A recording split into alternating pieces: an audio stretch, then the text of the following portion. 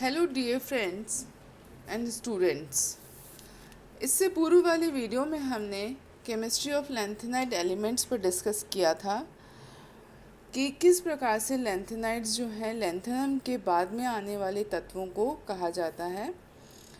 जिस प्रकार से 4f ब्लॉक के सदस्य चूँकि लैंथेनम के बाद आते हैं जिन्हें कि लैंथेनाइड्स कहते हैं, उसी प्रकार से जो एक्टिनाइड तत्व होते हैं, मतलब कि जो AC या एक्टिनियम के बाद में आते हैं, उन्हें एक्टिनाइड तत्व कहा जाता है या एक्टिनोन भी कहा जाता है।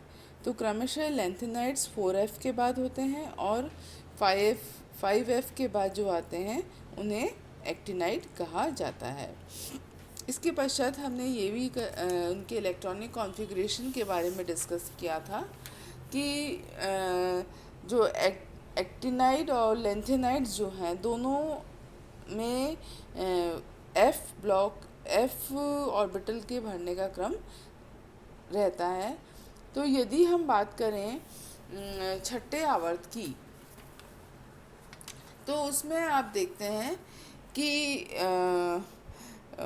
जो 4F14 विन्यास वाला इटर्बियम और इटर्बियम के बाद ल्यूटेशियम आता है, जिसका कि इलेक्ट्रॉनिक नंबर जो है वो 71 होता है, जिसमें कि इलेक्ट्रॉन 5D कक्षक में आता है। इसके बाद में जो 72 एलिमेंट होता है हाफनियम, उसका जर्कोनियम जैसा विन्यास होता है।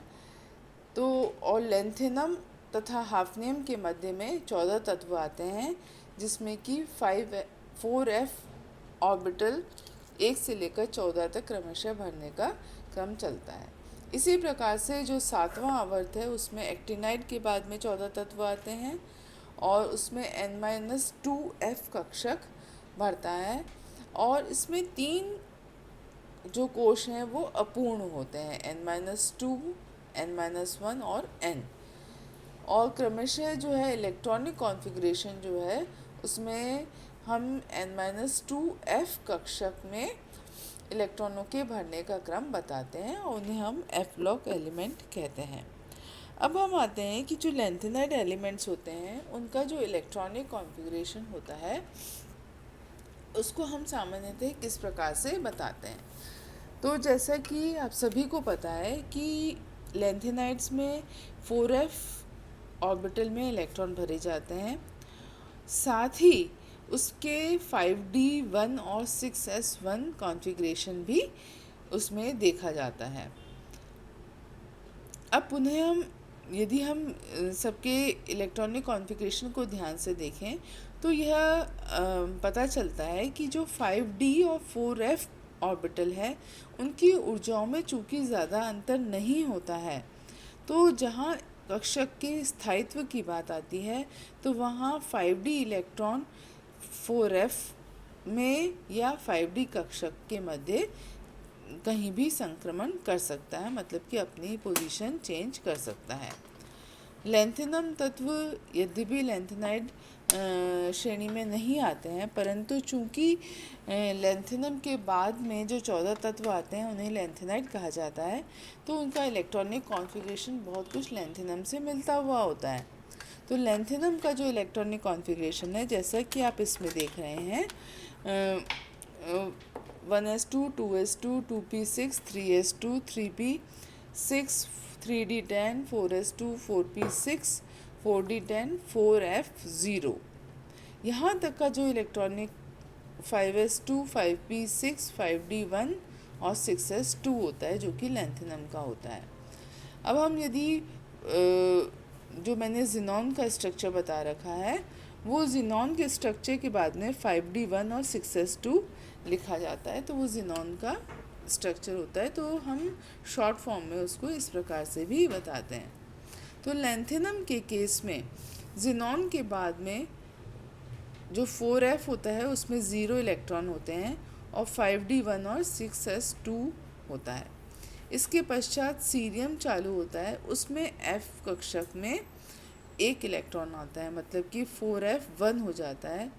प्रेसिडाइमियम में 4F 4f2 होना चाहिए और 5d1 और 6s2 होना चाहिए, परंतु यह ना होकर जो 5d के इलेक्ट्रॉन होते हैं वो भी 4f में स्थानांतरित हो जाते हैं। तो इस प्रकार से जो है इनके इलेक्ट्रॉनिक कॉन्फ़िगरेशन को हम डिटेल में अध्ययन कर सकते हैं। अब इसमें क्या क्या एक्सेप्शंस हैं? एक्सेप्शंस का कारण है कि या तो वो पार्शली जो हाफ फिल्ड कॉन्फ़िगरेशन प्राप्त कर रहा है या वो कम्प्लीटली फिल्ड कॉन्फ़िगरेशन प्राप्त कर रहा है, और कई बार ये भी देखा गया है कि उसके नियरेस्ट होता है तो भी उसमें स्टेबिलिटी देखी गई है। तो अब हम एक एक पॉइंट को लेते हैं कि जब आप इनके इलेक्ट्रॉनिक कॉन्फ़िगरेशन को अपने हाथ से लिखेंगे और आप देखेंगे कि जहाँ F7 कॉन्फ़िगरेशन आ रहा है वहाँ ऑटोमेटिकली d ऑर्बिटल से इलेक्ट्रॉन जो है वो शिफ्ट हो जा रहा है, जैसा कि गैडोलिनियम के केस में है, जिसमें कि आपका जो कॉन्फ़िगरेशन होना चाहिए था वो 4f7 5d1 और 6s2 होना चाहिए था, ठीक है। परंतु चूंकि अब ये स्टेबल होता है, इसलिए जो इसके बाद में जब हम टर्बियम में आते हैं तो वहाँ 4f9 हो जाता है और परंतु 5d इलेक्ट्रॉन हट जाता है। तो 5d इलेक्ट्रॉन किस में देखा गया? गैडोलिनियम में केवल देखा गया, न तो वो यूरोपियम में था न वो टर्बियम में है, न तो उससे पूर्व वाले एलिमेंट में है न ही उसके बाद वाले एलिमेंट में है, क्योंकि जो गैडोलिनियम का केस है उसमें हमें कॉन्फ़िगरेशन हाफ फील्ड मिल रहा है और हाफ फील्ड ऑर्बिटल होने के कारण से जो नेक्स्ट इलेक्ट्रॉन है जो कि गैडोलिनियम में जो आता है वो 5d इलेक्ट्रॉन में 5d ऑर्बिटल में आता है, तो उससे एलिमेंट की स्टेबिलिटी बढ़ जाती है। तो ऐसा चूँकि अर्धपूरित कक्षक का स्थायित्व सबसे अधिक होता है। अब हम नेक्स्ट पॉइंट लेंगे ऑक्सीडेशन स्टेट। ऑक्सीडेशन स्टेट मतलब कि उसमें से कितने इलेक्ट्रॉन को आसानी से निकाला जा सकता है। वापस से हम उसी पॉइंट पर आएंगे कि यदि कोई इलेक्ट्रॉन निकाला जाता है और यदि उसको वापस उसको अपना कॉन्फ़िगरेशन और अधिक स्टेबल प्राप्त होता है तो वह उसी दिशा में जाना चाहेगा। तो ऐसी स्थिति में उसका आयनाइजेशन एनर्जी का मान कंपैरेटिवली कम होगा, क्योंकि वो तत्व स्वयं ही चाहता है कि वह अपने जो स्थायी जो इसका कॉन्फ़िगरेशन हो, स्टेबल कॉन्फ़िगरेशन हो, उसमें वह रहे। तो ऑक्सीडेशन स्टेट उसी के आधार पर निर्धारित होती है। तो सबसे पहला पॉइंट जब हम इनके विभिन्न ऑक्सीडेशन स्टेट को देखते हैं तो जो लैंथेनाइड्स होते हैं वो सामान्यतः लैंथेनाइड्स जो हैं सामान्यतः +3 ऑक्सीडेशन स्टेट बताते हैं। वापस से इसमें दो पॉइंट आते हैं कि क्यों 5s और 5p जो ऑर्बिटल हैं वो एक तरह से शील्डिंग इफ़ेक्ट डालते हैं, क्योंकि जो इलेक्ट्रॉन का भरने का क्रम है वो 4f ऑर्बिटल में है, उसके आगे बाहर जो है वो 5s और 5p कक्षक होते हैं जो शील्डिंग इफ़ेक्ट से उसे प्रोटेक्ट करते हैं। दूसरी बात है कि जो सारे लैंथेनाइड्स तत्व हैं उनमें 3 जो आयनाइजेशन एनर्जी हैं, है ना, उसका मान काफ़ी कम होता है, इसीलिए वो +3 ऑक्सीडेशन स्टेट तो बताते ही हैं। नेक्स्ट पॉइंट है कि जो सीरियम या अन्य तत्व होते हैं इनमें +4 ऑक्सीडेशन स्टेट दिखाया जाता है, क्योंकि F उपकोष में इलेक्ट्रॉन प्रवेश नहीं करते हैं और वह 4f0 स्थायी विन्यास प्राप्त कर लेता है। तो इसीलिए सीरियम के केस में +4 ऑक्सीडेशन स्टेट बताई जाती है। इसके अतिरिक्त एक और पॉइंट है कि जिसका कॉन्फ़िगरेशन 0 f0 या 7 या 14 के करीब होता है ना, तो उसमें भी स्थायित्व का गुण आ जाता है। जैसे कि Pr4+1 है, उसमें 4f1 कॉन्फ़िगरेशन है, Sm2+ है, उसमें 4f6 कॉन्फ़िगरेशन है, Tm+2 है, उसमें 4f13 कॉन्फ़िगरेशन है। तो इस तरह से आप देख रहे हैं कि वो स्थायित्व की तरफ जा रहा है, यद्यपि उसमें वो 0, 7 और 14 का कॉन्फ़िगरेशन नहीं है, परंतु फिर भी वो उसके निकट का है।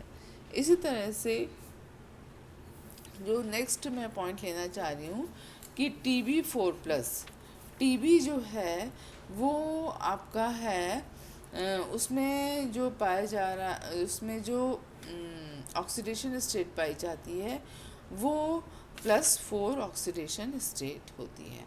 अगेन +4 ऑक्सीडेशन स्टेट में आप देखेंगे कि 2 इलेक्ट्रॉन तो S से निकल जाते हैं और 2 इलेक्ट्रॉन F9 से निकल गए, तो मतलब F7 कॉन्फ़िगरेशन आ गया, तो वो स्टेबिलिटी की तरफ जाएगा, इसलिए उसका 2 जो IP हैं उसके मान कम होते हैं टर्बियम के केस में, तो स्थायी यौगिक बनाता है। इसके अतिरिक्त कुछ थर्मोडायनेमिक और काइनेटिक्स की प्रॉपर्टीज़ होती हैं जिसके कारण भी +3 ऑक्सीकरण अवस्था के अतिरिक्त अन्य कोई ऑक्सीकरण अवस्था नहीं दिखाई देती है।